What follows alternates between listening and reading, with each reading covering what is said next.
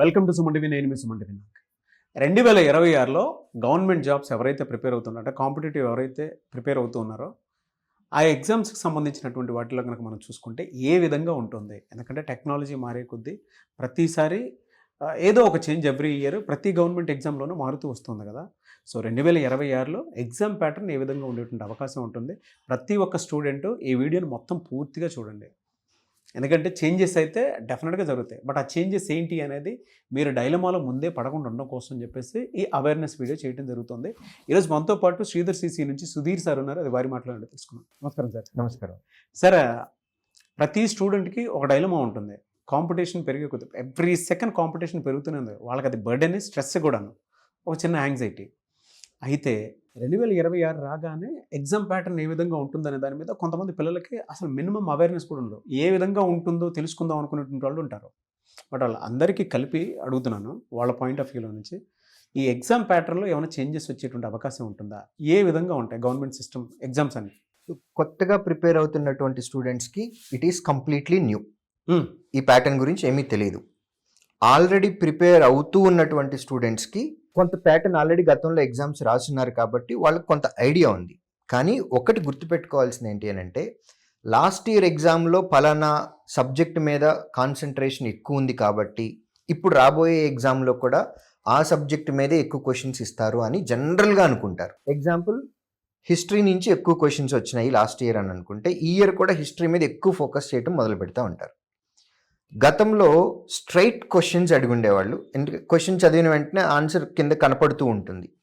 ఇప్పుడు వచ్చేటటువంటి ట్రెండ్లో అనాలిసిస్ బేస్డ్లోకి వెళ్తున్నారు, అప్లికేషన్ ఓరియంటెడ్లోకి వెళ్తున్నారు. జిఎస్లో కూడా అప్లికేషన్ ఓరియంటెడ్లోకి వెళ్తున్నాం. జిఎస్లో కూడా ఇది ఈ ట్రెండ్ స్పెషల్లీ మనకి స్టేట్ గవర్నమెంట్కి, ఇప్పుడు గవర్నమెంట్ జాబ్స్ అన్నారు కాబట్టి సందర్భం వచ్చింది కాబట్టి చెప్తున్నాను. మీకు మొత్తం ఇందులో 3 రకాలు ఉంటాయండి.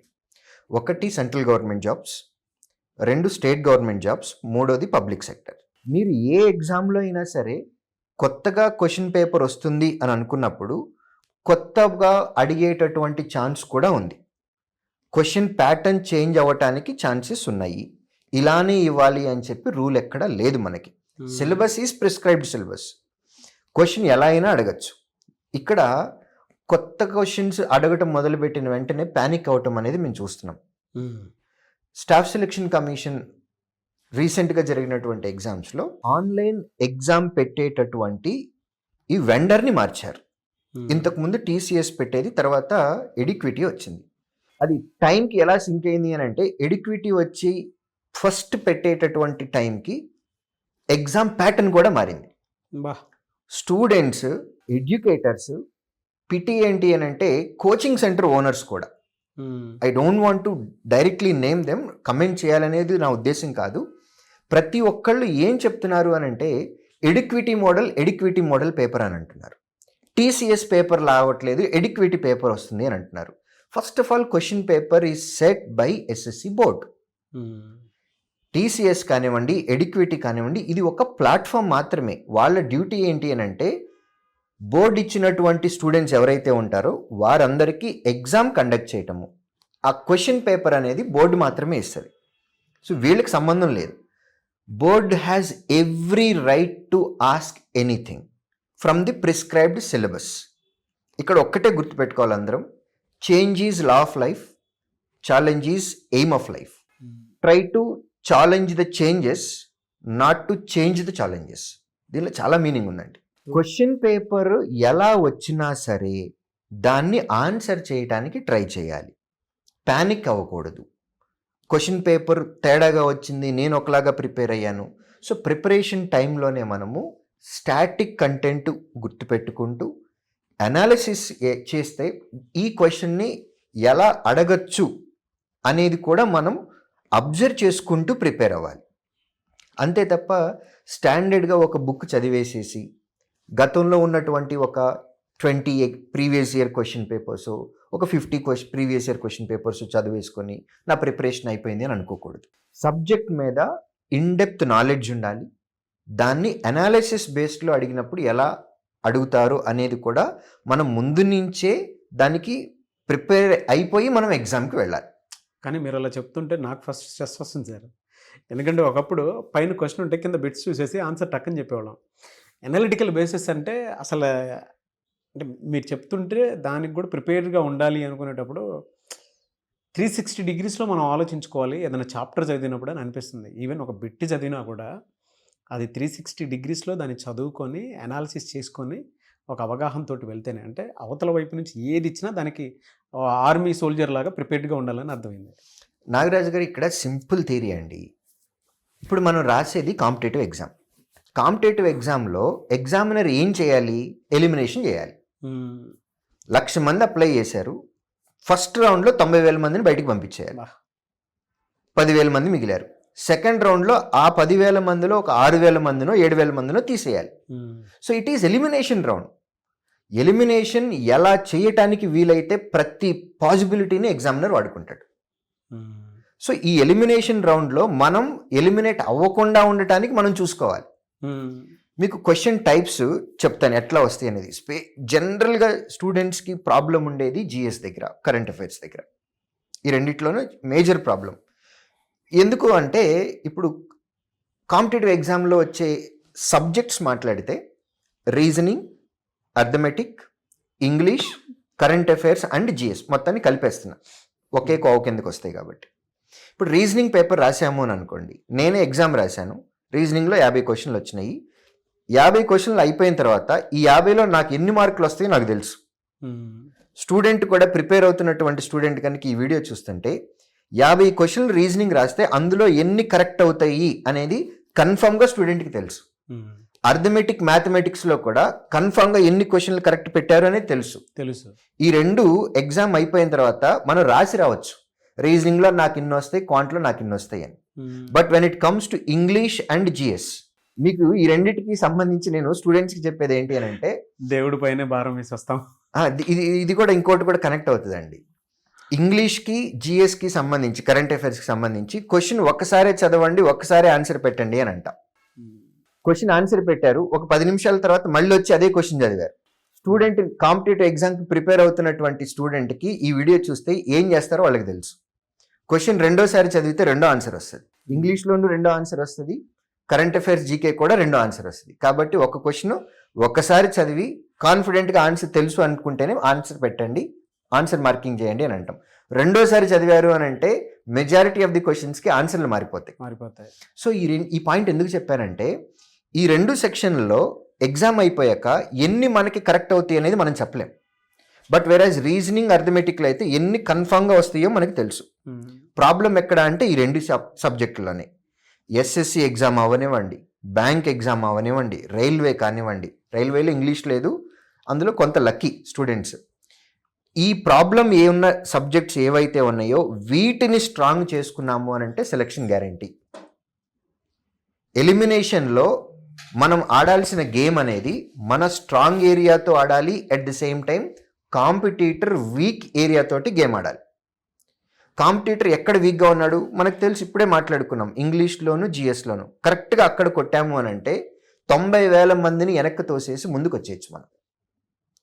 క్వశ్చన్ అడిగే విధానం కూడా డెఫినెట్గా మారుతుంది. మీకు రీజనింగ్ అండ్ క్వాంటిటేటివ్ యాప్టిట్యూడ్లోకి వచ్చేసేటప్పటికి ఇంతకుముందు క్వశ్చన్ ఎలా ఉండేది అని అంటే ఒక స్టెప్ వేసిన తర్వాత దీని నుంచి ఎక్స్ వాల్యూ తీసుకొస్తే ఎక్స్ వాల్యూ ఆన్సర్ ఉండేది. ఇప్పుడు వచ్చే క్వశ్చన్స్ అట్లా ఉండట్లేదండి. క్వశ్చన్ 2 పార్ట్లు. ఫస్ట్ పార్ట్లో సాల్వ్ చేసి ఒక ఎక్స్ వాల్యూ తీసుకురావాలి, ఇది తీసుకొని వచ్చి ఇంకొక దగ్గర సబ్స్టిట్యూట్ చేసి దాన్ని సాల్వ్ చేస్తే అప్పుడు ఫైనల్ ఆన్సర్ వస్తుంది. ఇంక్రీజ్ అవుతుంది లెవెల్ అనేది. జిఎస్కి వచ్చేసేటప్పటికి పాత రోజుల్లో స్ట్రైట్ క్వశ్చన్స్ ఉండేవి, తర్వాత సింగిల్ లైన్ క్వశ్చన్స్ ఉండేవి. ఇప్పుడు ఎలా వస్తున్నాయి అని అంటే మ్యాచింగ్ వస్తున్నాయి. మనం 10th క్లాస్లో చేసాం, లిస్ట్ ఏ, లిస్ట్ బి, ఏలో ఉన్న వాటిని బిలో ఉన్న వాటిని మ్యాచ్ చేయటం అనేది. తర్వాత స్టేట్మెంట్ ఇచ్చి కింది వాటిల్లో ఏది కరెక్ట్ లేదా కింది వాటిల్లో ఏది తప్పు, కరెక్ట్, ఇన్కరెక్ట్ ఇవి అడుగుతున్నారు. తర్వాత పెయిర్ అడుగుతున్నారు. ఈ పెయిర్ అనేది సివిల్ సర్వీసెస్ ఎగ్జామ్లో ఉండేటటువంటి మోడల్ ఇది, స్పెషల్లీ జిఎస్కి సంబంధించి. కింది వాటిల్లో ఏ పెయిర్ 2 లైన్స్ ఐడెంటిఫై చేయండి సేమ్ కైండ్ ఉన్నవి, లేదా 3 పాయింట్స్ సిమిలర్గా ఉండేటటువంటివి పెయిరింగ్ అని అంటాం. ఈ పెయిర్ దానిలో వచ్చే మోడల్. సో ఇట్లాంటి క్వశ్చన్స్ అనలిటికల్ కూడా ఉంటున్నాయి, అప్లికేషన్ ఓరియంటెడ్ కూడా ఉంటున్నాయి. ఇలాంటి క్వశ్చన్స్కి ఆన్సర్ చేయాలి అని అన్నప్పుడు మనకి థరో నాలెడ్జ్ అనేది ఉండాలి. మీకు కరెంట్ అఫైర్స్కి సంబంధించి కూడా మన వాళ్ళు ప్రిపేర్ అయ్యేటప్పుడు ఒకటి ప్రిపేర్ అవుతాము, బట్ ఆ ప్రిపరేషన్లో మనం ఏదైతే ప్రిపేర్ అయ్యామో అది గుర్తుపెట్టుకోవటం ఒకటి, క్వశ్చన్ చదివినప్పుడు అది మళ్ళీ గుర్తు రావటం ఇంకొకటి. కంటెంట్ ఉంది బట్ ఆ టైంలో గుర్తు రావాలి. ఇప్పుడు మనకి జనరల్గా అందరికీ ఉండేటటువంటి కామన్ టెండెన్సీ ఏంటి అని అంటే, మనకి ఫ్రెండ్లో లేకపోతే ఫ్రెండ్ వాళ్ళ బ్రదరో లేకపోతే మన రిలేటివ్స్లో ఒక ఆయన పేరు మొహం గుర్తొస్తుంది కానీ పేరు గుర్తురాదు.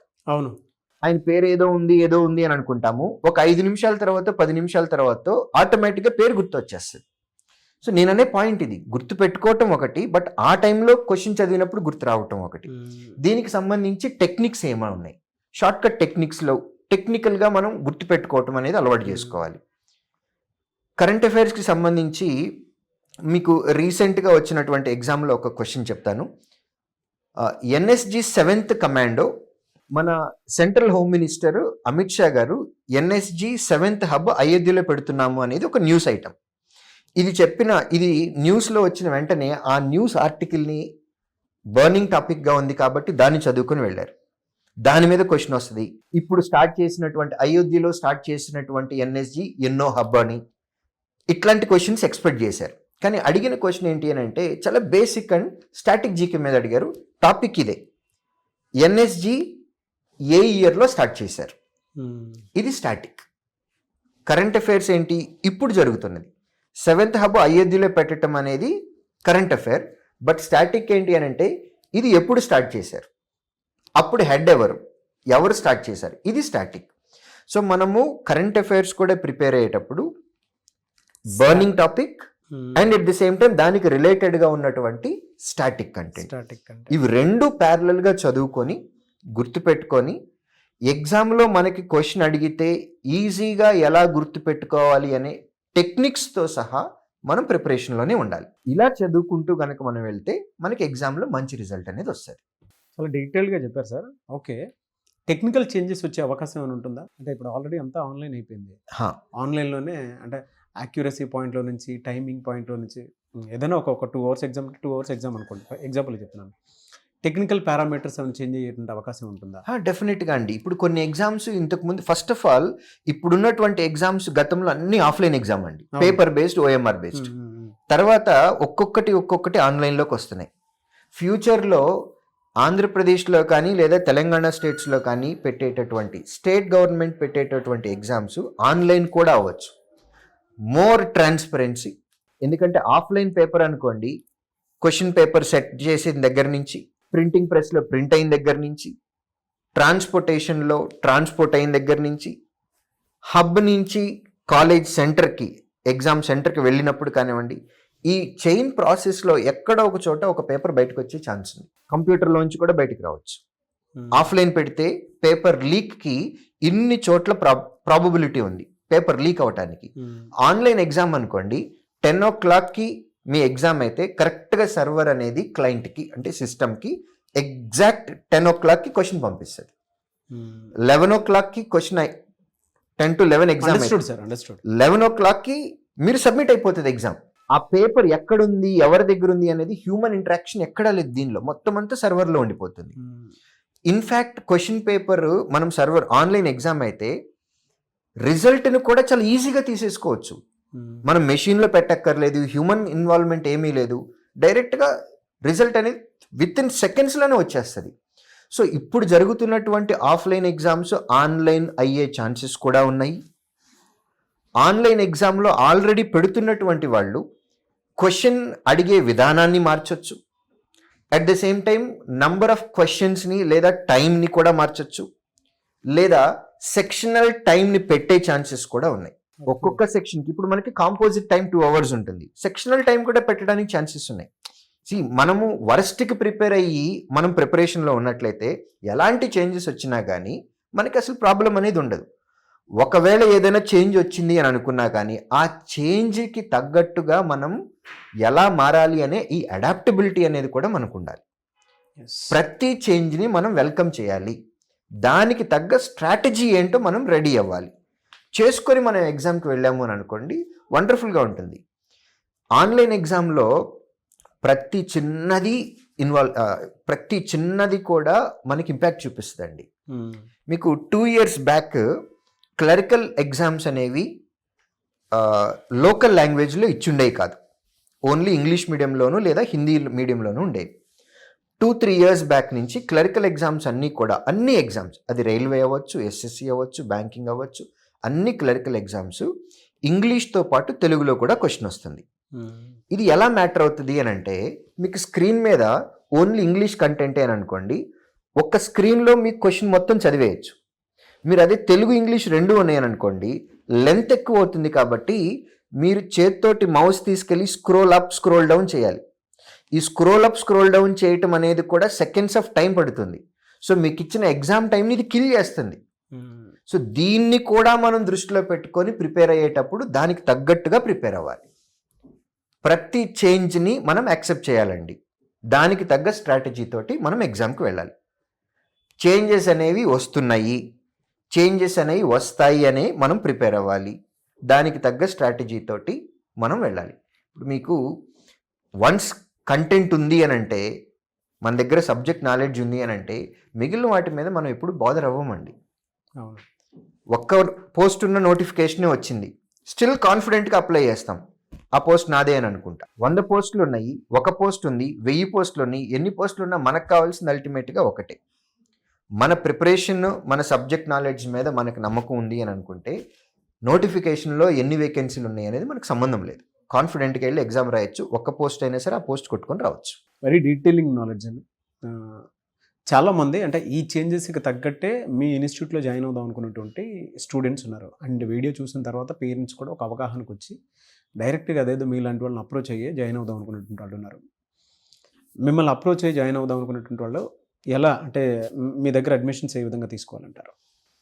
నాగరాజు గారు, శ్రీధర్ సిసిలో ఒక్కొక్క ఎగ్జామ్కి సైంటిఫిక్గా మేము ఒక్కొక్క స్ట్రాటజీ ఫాలో అవుతాం. ప్రిలిమ్స్కైనా, మెయిన్స్కైనా, ఇంటర్వ్యూస్కైనా ఒక్కొక్క ఎగ్జామ్కి ఒక్కొక్క స్ట్రాటజీ ఉంటుంది. అదే మా సక్సెస్కి సీక్రెట్. మమ్మల్ని ఎవరైనా అప్రోచ్ అవ్వాలి అని అనుకుంటే ఏపీ తెలంగాణలో ఉన్నటువంటి మా ఆఫ్లైన్ సెంటర్కి వెళ్ళి ఫిజికల్గా ఇంటరాక్ట్ అయ్యి వాళ్ళతో మాట్లాడచ్చు.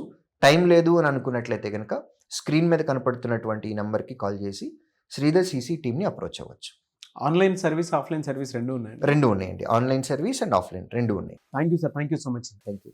చూసారు కదండి వీడియో. ఈ వీడియోపై మీ అభిప్రాయం కమెంట్ బాక్స్లో పోస్ట్ చేయండి. గవర్నమెంట్ జాబ్ కనుక మీ డ్రీమ్ అయితే Sridhar CC is the best option అని చెప్పడంలో ఏమాత్రం సందేహం లేదు. నేను చెప్పడం కాదు, అది రిజల్టే మాట్లాడుతుంది అది. సో ఎవరైనా సరే అంటే ఇప్పుడున్న ట్రెండ్కి తగ్గట్టుగా ప్రిపరేషన్తో పాటు అనలిటికల్ థింకింగ్స్ కూడా పెరిగి మీలో ఉండేటువంటి ఆ సబ్జెక్ట్ నాలెడ్జ్ని ఇంకొంచెం గ్రో చేసుకొని గవర్నమెంట్ జాబ్ ఖచ్చితంగా 6 months నుంచి 12 monthsలో క్రాక్ చేయాలి అనుకునేటువంటి వాళ్ళకి బెస్ట్ ఆపర్చునిటీ, బెస్ట్ ఎడ్యుకేషన్ కనిపిస్తుంది. సో స్క్రీన్ మీద కనిపిస్తున్న నెంబర్కి మీరు కాల్ ఆర్ మెసేజ్ వాట్సాప్ చేసి ఎన్రోల్ చేసుకోవచ్చు, లేదా మీ పేరెంట్స్ని తీసుకొని వెళ్ళి ఒకసారి అక్కడికి వెళ్ళి కౌన్సిలింగ్ తీసుకొని జాయిన్ అవ్వచ్చు. అండ్ ఈ వీడియో లైక్ చేయండి, షేర్ మాత్రం తప్పకుండా చేయండి. ఇలాంటి మరిన్ని వీడియోస్ కోసం మా ఛానల్ ఫాలో అవ్వండి. Thank you.